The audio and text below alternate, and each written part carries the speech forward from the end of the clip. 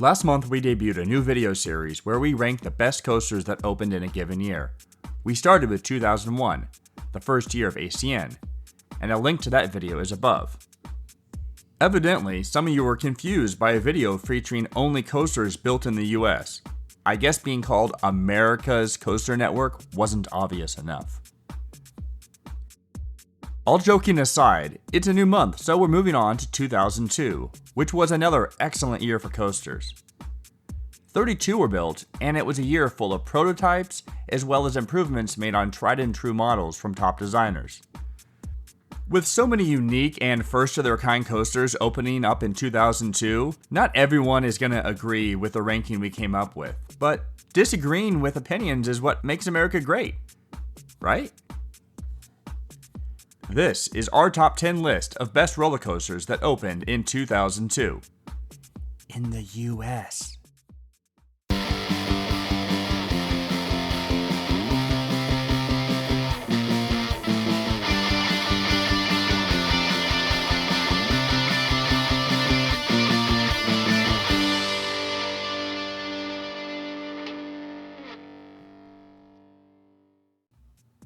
As before, the coasters are ranked based on how they operated at the time of their opening year.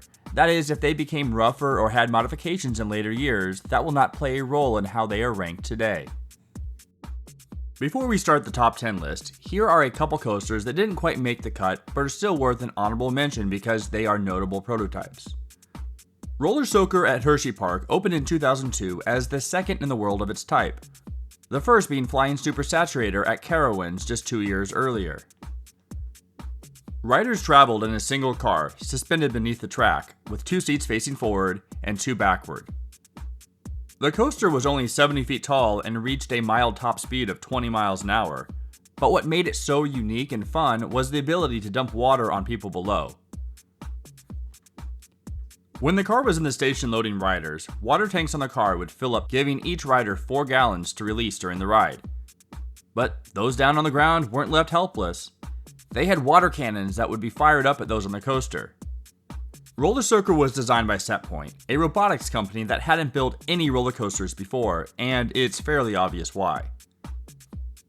Plagued by low capacity, Roller Soaker was removed in 2012 to make way for a water park expansion, lasting just 11 seasons at Hershey Park. We were lucky enough to get this credit in 2008. If you ordered a Vekoma Flying Dutchman on Wish, you'd end up with Flying Coaster at Elitch Gardens. Flying Coaster was the first of many flying coaster models known as Volare, built by the Italian roller coaster manufacturer Zamperla. Riders traveled in what was essentially a double-wide version of their Kite Flyer flat ride vehicles. The spiral lift is a unique feature and something you don't see on many coasters. And the 2 Heartline rolls are also rather fun. The ride isn't as bad as it looks. Dude, you're being way too nice here. This ride sucks. Wait. Yeah, you're right. This ride is trash. Why is it even an honorable mention? When Elitch Gardens, one of the worst theme parks ever, decides that a ride isn't even good enough for them, you know it's bad. Flying Coaster was sent packing in 2007, ending up at Luna Park in New York City, which is only 31 miles away from the exact model at Ride Playland. Great planning there, New Yorkers. Some Empire State of Mind. Okay, with those dumpster fires out of the way, let's get to the actual good coasters from 2002. We're starting off the list just like we did with the 2001 video, with the Disney Wild Mouse. But this one spins. Number 10 is Primeval World at Disney's Animal Kingdom, which is technically 2 mirror image coasters right next to each other, but for all intents and purposes, they make up one attraction, so we're going to rank them as 1. After spending nearly $1 billion to build Disney's Animal Kingdom in 1998, the park was still somehow lacking in the thrills department. So they scooped up all the loose change from the Cinderella wishing well, and it was just enough to build a coaster.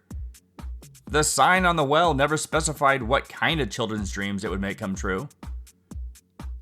Riders on Primeval World time traveled past 2D sets as they went up the lift hill, back to the time just before the meteor, which was believed to have caused the extinction of the dinosaurs, smashed into Earth. Realistically, the only good thing it had going for it was the Kingdom of the Dinosaurs vibes. Oh no! We're going back in time! But wait a second. Doesn't Animal Kingdom already have a ride with that exact theme? What else is there to say? Oh, yeah, it was removed in 2021 and won't be missed by many. Moving on. Settling into the number 9 spot is New Mexico Rattler at Cliffs Amusement Park in Albuquerque. New Mexico Rattler would be the last coaster designed by the famed Custom Coasters International, or CCI for short. The ride was less than half complete when the company filed for bankruptcy, and construction had to be finished by the park.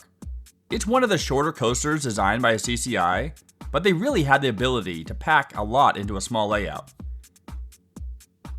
It starts with a curving first drop, which is something CCI really hadn't done before. And with its several swooping, slightly banked turns, it felt a bit like they were trying to slightly mimic the design of another wooden coaster company, Great Coasters International. But they did it in a way that kept the coaster feeling very much like a CCI, a bit of the best of both worlds. Along the course of many hills and turns, the train shoots through 3 tunnels. The ride finishes with a helix, which is a staple of most CCI coasters. Due to its fairly remote location, New Mexico Rattler is a rare credit to grab, and is probably the only reason to ever visit New Mexico. Well, unless you like meth. One of our favorite clone coasters takes the number 8 spot. Le Vampire at Le Ronde is a B&M Batman clone. Wait a second. Dude, I thought you said these lists were the best coasters from the US. Well, you're right. That's a good observation. But Canada is basically the US, except they speak French in Quebec. They speak French there too? God, that place is a mess. And Canadian culture tends to be 5 to 7 years behind US trends. This is the 90s. Why does it look like 1986? The 80s didn't come to Canada till like 93. Hence their addition of a Batman clone in the early 2000s when it was such a 90s thing to do. The colors, the logo, it's basically Batman in theme, just not in name. With it being a mirrored version clone like Batman the Ride at Six Flags St. Louis, a better name for it would have been Primeval. Anyway, while the coaster might technically be better than some of the coasters ranked higher on this list, it sits where it does because of it being a clone in a sea of very unique coasters. Speaking of Batman, number 7 goes to Batman the Dark Knight at Six Flags New England. And what a perfect name for this coaster. With its shorter than average height and length, along with a compact layout, it's very much the Batman of B&M floorless coasters. Riders are taken to a height of 117 feet and are inverted 5 times during the course of its 2,600 foot track. Starting with a loop, followed by a dive loop, a 0G roll, and then finishing off with interlocking corkscrews. Dang, even the stats here are similar to the inverted Batman clones. All in all, Batman the Dark Knight is a great supporting coaster that really packs a punch from start to finish, and it would be the first of 5 Batman-themed coasters at this park. Wow. Six Flags New England should be renamed to Six Flags New England of Unoriginality. This is the same park that installed 2 different boomerangs right next to each other. Launching at number 6 is Vertical Velocity at Six Flags Marine World, now Six Flags Discovery Kingdom, where it operates as Flash Vertical Velocity. Yes, we know the coaster originally opened in 2001, and it made the number 11 spot on our list for that year. But with the heavy modifications that were made the following year, we're qualifying this as a new coaster for 2002. After being forced to reduce its height, the 90-degree backspike had 35 feet shaved off, and the 90-degree front tower was completely removed and replaced with a 45-degree inclined section of track. But it still retained its twist, which ended up providing an experience the previous version didn't, an inversion. If you sit in the very middle of the train, you will experience some really good hang time as the coaster comes to a brief stop at the end of the incline. What started out as a clone ended up becoming a much better ride than the original version. We don't make mistakes. We have happy accidents. Flying in at number 5 is Superman Ultimate Flight at Six Flags Over Georgia, the second ever B&M flying coaster and the very first in the United States. B&M greatly improved the flying coaster concept and actually gives you the feeling of flight, unlike the Vekoma versions where you spend more than half the ride on your back. It features elements that would become standard for their other flying coasters, most notably the famed pretzel loop. Because of the limitations B&M had at Alton Towers with air, we see Superman as the real start of what would end up being some amazing flying coasters here in the United States as well as in Asia. Which is part of the reason why the coaster ranks as high as it does on this list. Even Six Flags knew they had a winner on their hands, and they cloned Superman Ultimate Flight at 2 more of their parks the following year. Blowing into the number 4 position is Wicked Twister at Cedar Point, the park all about going big. After the smashing success of Millennium Force in 2000, Cedar Point would return to Intamin to build them the most extreme version of their impulse coaster models. Those rides are normally 185 feet tall and have 1 twisting spike, but that wasn't good enough for Cedar Point. This is America's rock and roller coaster after all. What the does that even mean? Wicked Twister stood at a height of 216 feet, making it another hypercoaster for the park, and it had twists on both spikes. It's crazy how a concept so simple was so fun. Spinning up and down the reverse spike in the back row was a very intense experience with heavy positive G's and lateral forces, and then negative G's at the top of the tower. Sadly, Cedar Point claimed that Wicked Twister reached the end of its service life and it was removed at the end of the 2021 season. Number 3 goes to Lost Coaster of Superstition Mountain at Indiana Beach. Hands down, this might be the weirdest coaster we've ever been on. It would be the last coaster to be completed by Custom Coasters International. Packed into an area that used to be an electrically powered dark ride, Lost Coaster is full of tight turns and drops. It all starts off with boarding a very unique train which features 2 cars with seats that face each other.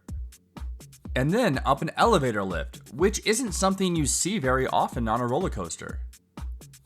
Lost Coaster is full of oh shit moments, as seen here. It tops out at a top speed of a measly 20 miles an hour, but honestly it feels much faster, especially when you're traveling backwards. It also surprised us with some nice pops of airtime and of course the extreme lateral forces that CCI coasters are known for. Lost Coaster of Superstition Mountain is an absolute gem of a coaster and we feel so blessed Indiana Beach didn't permanently shut down as originally announced in 2020. With what would have been our number 1 of 2002 had it not been for the delayed coaster that took the top spot, Accelerator at Knott's Berry Farm puts the pedal to the metal at number 2. Not to be confused with this hand dryer that you use after going number 2. Launch coasters weren't anything new when the coaster debuted, but with the exception of Hypersonic XLC, we really hadn't seen anything like this before. I guess you could say it was Intamin's take on what SNS did. Accelerator was the first hydraulically launched roller coaster in the world, and it would pave the way for many other record-breaking accelerator coasters, like Top Thrill Dragster at Cedar Point and King Ka at Six Flags Great Adventure, both which were the fastest and tallest in the world at the time of their opening. As well as Formula Rosa in Abu Dhabi, which at a top speed of 149 miles an hour is the fastest coaster in the world. Accelerator launches riders 0 to 82 miles an hour in an absolutely ridiculous 2.3 seconds. It's then up a 205-foot tall top hat, which provides some really good airtime and beautiful views of the surrounding area. It then finishes off with 2 overbank turns before hitting the final brakes and returning to the station. It's the second best coaster on this list that starts with an X. And in what's probably not a surprise at this point, X at Six Flags Magic Mountain is our number 1 coaster of 2002. It's also the best coaster that starts with an X. With its yellow supports and pink track, you'd think it was themed to SpongeBob and Patrick. But no, it isn't. It's themed to the 24th letter of the alphabet. A bombshell was dropped on the coaster community when Six Flags Magic Mountain announced X in December of 2000, along with 2 other coasters, Deja Vu and Goliath Jr., officially making Six Flags Magic Mountain the Extreme Park. That's extreme, starting with an X, because it's cooler that way. X was unlike anything the world had ever seen before. But this 4th dimension roller coaster by Aerodynamics would be their last before going bankrupt. What makes the ride so unique is that riders are not only sitting on the outside edges of the track, but their seats are able to spin 360 degrees forward and backwards, which is all controlled by a set of outside rails that move up and down relative to the main track, spinning the seats using a rack and pinion gear. It all starts with a backwards journey out of the station and up the 175-foot tall lift hill. From here, riders will be treated to a spectacular view of the park. It really is one of the best lift hills in America. But enjoy the view while it lasts, because you will soon be falling backwards as the train departs the lift hill and enters the pre-drop. You'll be quickly rotated face down as the train descends 215 feet at an 88.5 degree angle. Halfway down the drop, your seat flips again, and now you're looking straight up at the drop you just took. There really isn't anything else quite like it, at least at the time of its opening. And now, it's up a massive inside Raven turn, where you will be floating and looking straight down at the ground when you reach the top. After diving back down to the ground, it's up another hill as the seat rotates backwards 360 degrees. This backflip is very unexpected for first-time riders, but then you'll have a moment to catch your breath as the train navigates its sweeping turn to the right. Things get crazy again when the track does a half twist into a fly-to-lie maneuver in which riders flip forward 180 degrees, returning to their original position of laying on their backs. You'll then enter an outside Raven turn followed by another half flip twist before returning to your original position and hitting the final brake run. It's an experience like no other in the United States. X was supposed to open in the summer of 2001, but due to numerous problems, it didn't officially open until January 12 of 2002. And 20 years later, it is still the one and only coaster that terrifies us today, and is far and away the best coaster that opened in 2002. This concludes our list of the top 10 coasters of 2002. Did any ranking surprise or upset you? Sound off in the comments below. We'll be releasing a new video from this series each month, so if you're a fan of this type of content, please consider giving this video a like and our channel a sub. And as always, thank you for watching.